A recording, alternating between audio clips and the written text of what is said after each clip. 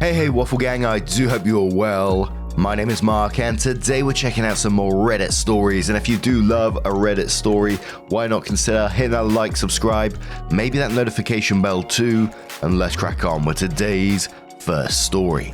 Much love, guys.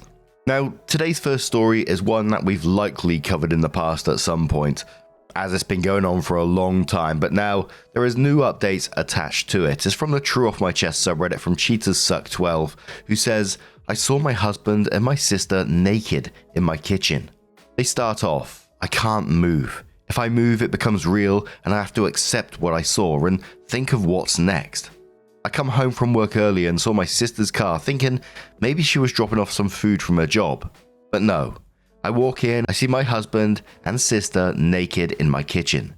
The kitchen I paid for. As soon as I registered what I saw, I got into my car and left. I kept driving, just driving, until I found the hotel I'm at now. I don't want to believe it. I don't know what to do. My sister, my only family, and my best friend, the one who's supposed to be there for me and support me. My husband, my person, my other half, the one who's supposed to love and respect me. The two most important people in my life have ruined everything. I've blocked them both on my phone. I don't want to hear any of the bullshit excuses they come up with. I don't want to confront this. I want to go back this morning when everything was fine. The first commenter said to OP on this one, unblock them and just let their calls go to voicemail. Turn the ringer off for each of them in your accounts. That way you can get recorded proof of their apologies and excuses via voicemail. You may need that type of proof for your divorce. Sammy says, just from a banking standpoint, I work at a bank. File legal documents intending to separate.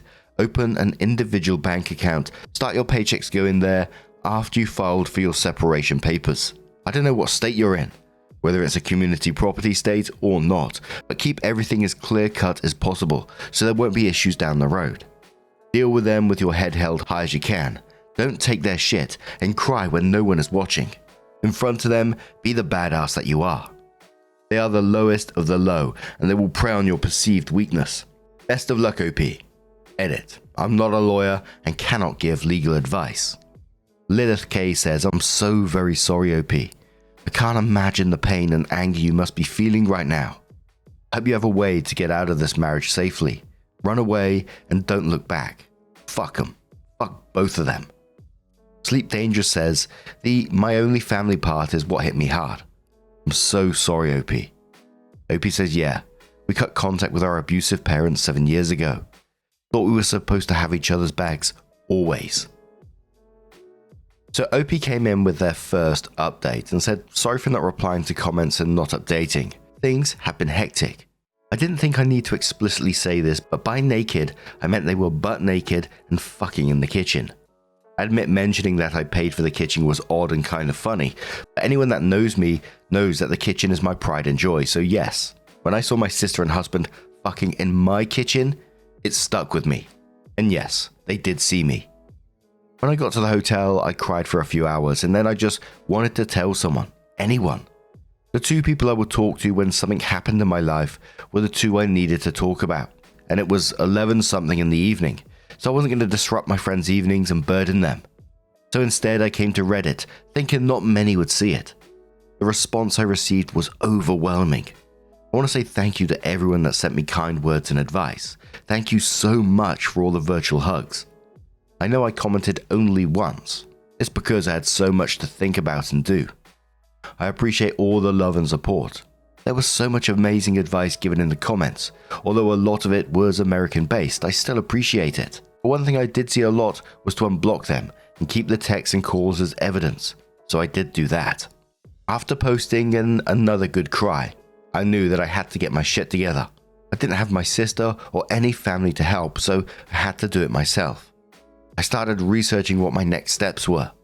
In the morning, my friend called me saying my sister contacted her, wondering if I'd been in contact with her. I told her what happened and she very kindly offered her spare room and her day off work to help me sort stuff out. I called in sick at my job and my friend helped get things done.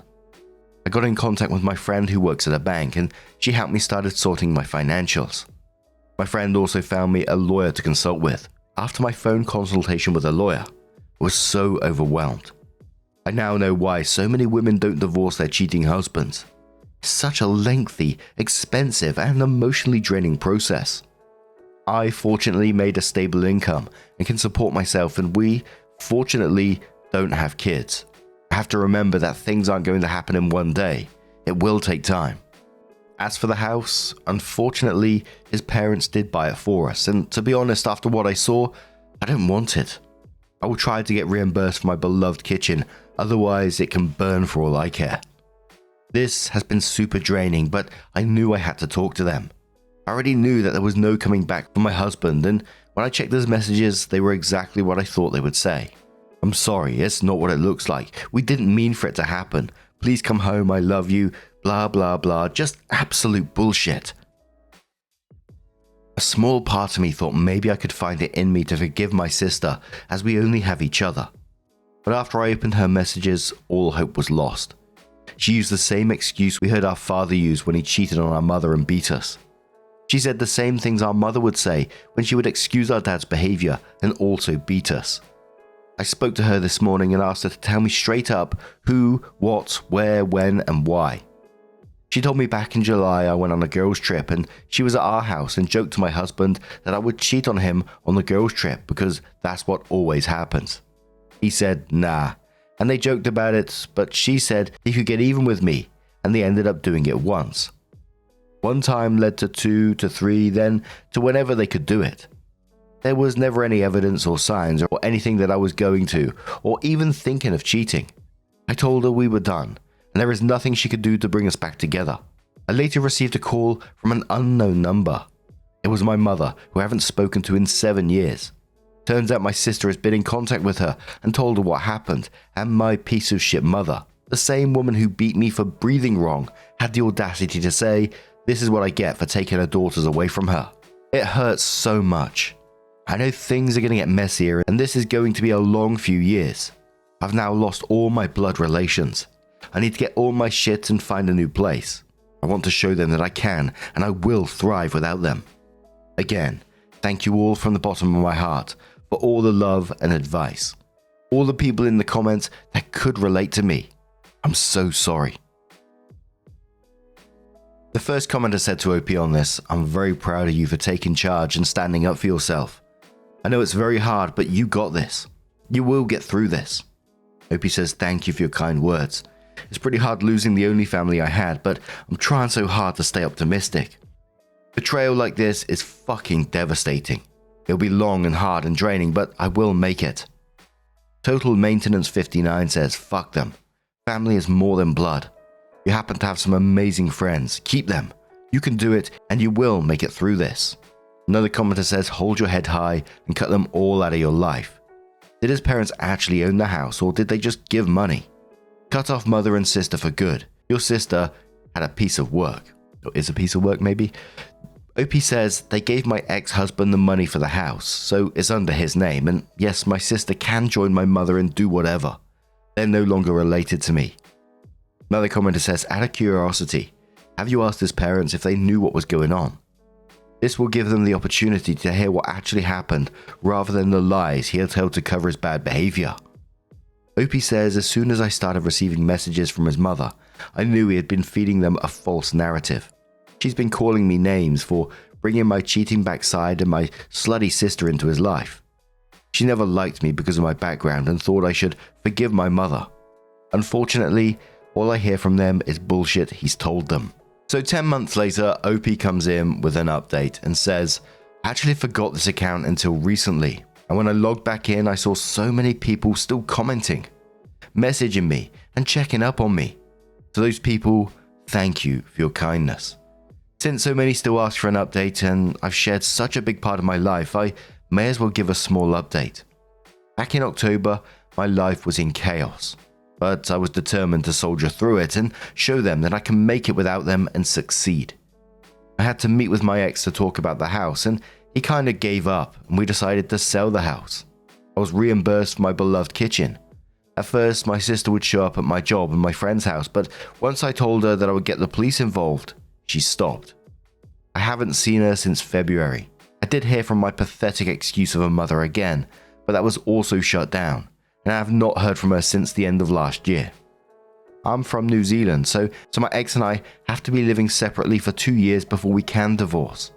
Although I want nothing to do with him, I'm not too fussed. 1 year is almost done. I started therapy, which has been healing.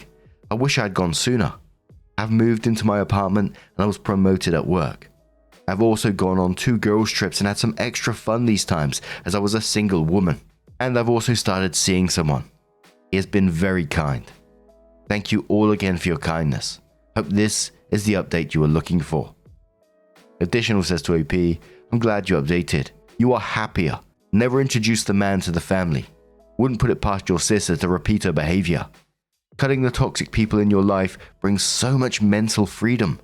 Living a happy single life after divorce is a kindness to yourself. Best update so far. Yeah says, from what it sounds like, she's got no contact with all of her family, sister included. The former because of the abuse and the latter because of the reason for this post. And 18 months later, OP comes in with a final update and said, hello, it's been a while. I still get messages and notifications asking for an update, so this will be my last one. I'm officially divorced. It took a while, but I got there and my ex-husband had 2 years to accept it and not fight it. I've got my own house, a nice kitchen, a cute mature man on my arm, friends who treat me like a sister should, and a job that respects me. I'm happy and couldn't care less where my biological family are and what they are doing. I'm enjoying the wonderful summer we're having in New Zealand and living my life. Thank you for all the support. All the best. And then shares a picture of a beach. And that is absolutely stunning. I could go for a dip in that right now. Comfortable says, hell yes, this is what I pay the internet for. And Ping says, so happy to hear you're doing well. Thank you for updating us and all the best with your new life. And I don't think there's really much more to say after that, is there really? Just well done, OP. That is the way to do it. You've lent on the true support that's around you, true family, and you're now thriving. Continue to do so. Much love to you. And now let's move on to another story. Now, our next story comes from the Relationship Advice subreddit and says, my 30 male partner, 30 male, won't let me sleep and I don't know what to do. First off, I'll say I have sleep issues. I find it very difficult to get to sleep and stay asleep, despite taking medication for it. And when I finally do sleep, I snore. I've tried so many fixes for this. No strips, adjusting positions, spoke to many GPs about it. Nothing's worked. I can't control it. My partner has taken to, instead of rolling me over, just losing his patience and kicking doors open, yelling, screaming, hitting the bed to scare me awake. This has started a few months ago and was super infrequent but has now picked up and is happening multiple times a week now. I'm now having an even harder time getting to sleep. Bedtime is giving me so much anxiety. My body is like on a hair trigger now. I wake up at the slightest noise and never fully drift off anymore because I'm just expecting to be woken up in an extremely aggressive manner.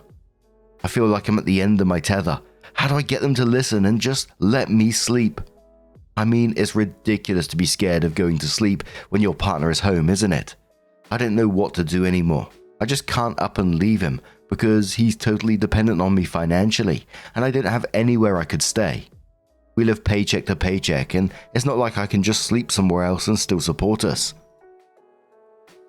He is so angry all the time now and I don't know how much longer I can be around him. I just want to be left alone to sleep in peace. Nah, absolutely, that is a form of abuse. He's choosing to violently wake you up instead of using, any other kind of solutions there are. Earplugs, separate rooms, a white noise machine, something along those lines shows that, this isn't really about the snoring, it's about the control and intimidation towards you. No partner should treat another like that. So, I know it's easy for me to say, but you need to get yourself out of that situation as safely and quickly as you can. But just as a little side note on snoring, I also have a bit of a problem with snoring at night when I'm super tired or whatever. And I have a little bit of a overbite as well. And the first solution I tried, I found it's almost like a gum shield that you put in hot water and it adjusts your teeth. And you can adjust the bottom one to push your jaw ever so slightly forward. It worked first time. Just throwing that out there just in case anyone else has the same issue as mine. I know there's many different reasons why people snore, etc., but throwing that one out there. Danik says you need to figure out how to leave him. Him being financially dependent on you is not your problem. That is a legitimate form of torture to deprive people of sleep in that manner. What an absolutely disgusting way to treat your partner. Alarm Jellyfish says this is abuse, and abuse always escalates. Considering how angry and violent he's already acting, I fear OP is in much more danger than he realizes. OP, time to pack your things and find somewhere safe to stay. Even a shelter until you find somewhere for just you is an infinitely better option than staying with him. Another user says you need to request to be checked up for sleep apnea. I'm a 30s female and just briefly reading your symptoms, it sounds like you have it. My doctor tried to yank me around for 2 years on a sleep study. Do not let them do that. You request it. If they won't, tell them that you want that on your chart. You'll feel amazing once you get the proper equipment to treat it. 18 months later, OP comes in with her update and says I've never made an update post before, so I'm not sure if I'm doing this right. Please let me know. I posted well over a year ago now, close to 2 years at this point, about my sleep snoring issues causing aggression from my partner, and some people were really concerned for me in the comments. So I felt the need to update just so people know I'm okay. So to update, not long after the post I sat down with him and explained how upsetting his behavior was, and he changed it. We had our grievances, did some reflecting and realized it was unsustainable, so implemented changes and it worked. Isn't it wild how communicating can fix problems? A lot of people wanted me to dump him and leave, but we've been together for years. I wanted to give it another chance to try and see if we can find a solution. First change was sticking strictly to separate sleep areas, and sleeping separately helps so much. Seriously, we're so much better rested in our own spaces, and our sleep routines aren't being disrupted by each other. Also, fun sleepovers with no sleeping. Lol. Sleep deprivation was making us both crazy stressed out, and we're not handling it well. Him, in particular. I've reached out to my GP since, and I'm currently still on the waiting list for a sleep study to confirm sleep apnea, which is not ideal, but at least there's movement there. Love the NHS, but don't love how long these wait lists take in my area. He also started therapy soon, after my post, and we found out that he's autistic, which he suspected before but didn't know what to do about. He got diagnosed and really dove into resources on the topic, and we've both learned so much about how to deal with it. He's done so much work on recognizing and coping with being overstimulated. Yeah, the loud snoring, extra distressing for him with his sensory issues he didn't understand how to identify. I'm redirecting his anger into healthier outlets. He's now trying to get me to get assessed too. I'll say something like, "Where are the scissors?" The way this thread is hanging off my sleeve and touching my arm makes me want to peel off my skin.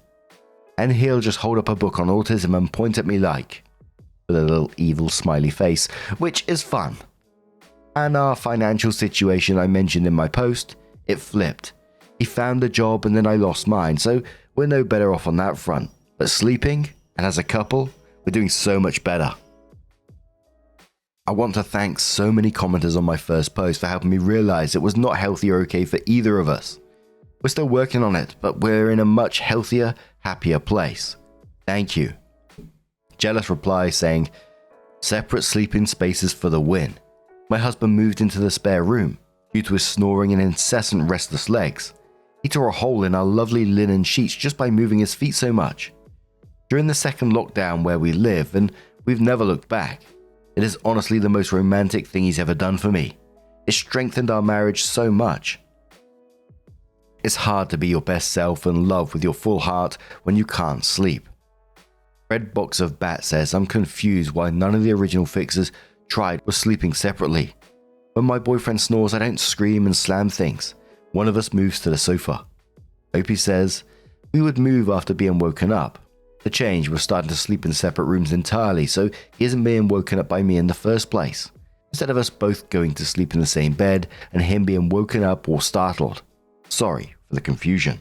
And there was a lot of people talking about this, with OP talking about autism as some kind of excuse. And I absolutely agree, we've seen it time and time again. While things might have improved in their relationship, which potentially is a good thing, right? but we shouldn't minimize what happened by attributing it all to autism. Sensory issues can be distressing, but being autistic doesn't excuse being violent or doesn't excuse the behavior that we saw in that first post, the violence and abusive behaviors. Many of the comments below that one were also saying, that they're autistic and they would never abuse their partner. So OP downplaying it in a way was particularly concerning. But what do you guys make of this situation? Let us know your thoughts down in the comments below. Now, just a huge thank you for being here today, getting involved in the stories, your love, your support, your time. It always means the absolute world to me. So thank you so much for being involved, and hopefully I'll see you in the next one. Take care and much love.